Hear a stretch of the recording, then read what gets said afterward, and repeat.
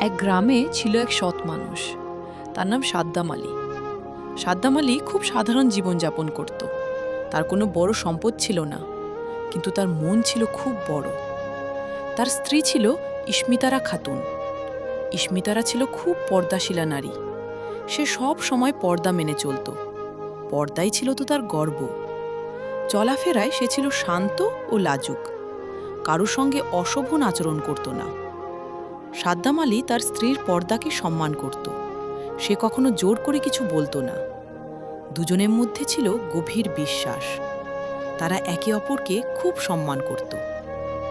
সাদ্দাম আলী হালাল রোজগার করত। দিনমজুরের কাজ করে সংসার চালাত। অল্প আয়ে সুখ খুঁজে নিত। ইশমিতারার সঙ্গে সে খুব মেলেজা সুখ খুঁজে নিত। ইশমিতারা ঘরের কাজ সুন্দরভাবে সামলাত। অল্প জিনিসেই ভালো রান্না করত। কখনো অপচয় করত না।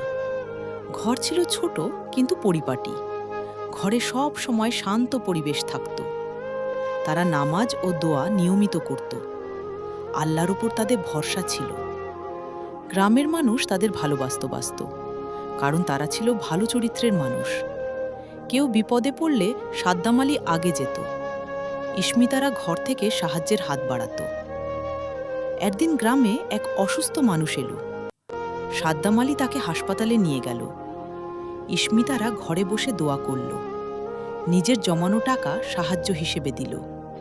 নিজেরা কষ্টে থেকেও কাউকে ফিরিয়ে দিত না। গ্রামের নারীরা ইশমিতারাকে সম্মান করত। তারা তার পর্দা দেখে অনুপ্রাণিত হতো। ইশমিতারা কাউকে জোর করত না। সে নিজের আচরণ দিয়েই শিক্ষা দিত। সাদ্দাম আলী তরুণদের ভালো উপদেশ দিত।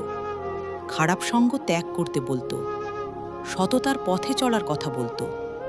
অনেকেই তার কথা মানত, কারণ তার জীবনই ছিল উদাহরণ। একবার সাদ্দাম আলী বড় কষ্টে পড়ল। কাজ কমে গেল। সংসারে অভাব দেখা দিল। তবুও সে হারাম পথে যায়নি। ইশমিতারা ধৈর্য ধরল। সে বলল, আল্লাহ সাহায্য করবেন। দুজন মিলে কষ্ট সহ্য করল। কিছুদিন পর আল্লাহ রিজিক বাড়িয়ে দিলেন। সাদ্দাম আলী আবার কাজ পেল।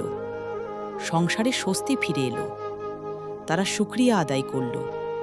অভাব তাদের ভেঙে দিতে পারেনি, বরং আরও শক্ত করেছে। ঝগড়া হলেও তারা চুপচাপ মিটিয়ে নিত। কারো সামনে সংসারের কথা বলতো না। ইশমিতারা স্বামীর সম্মান রক্ষা করত। সাদ্দাম আলী স্ত্রীর মর্যাদা দিত। তাদের ঘরে কখনো অশান্তি থাকত না। গ্রামের মানুষ বলতো, এরা আদর্শ দম্পতি। শিশুরাও তাদের ভালোবাসত।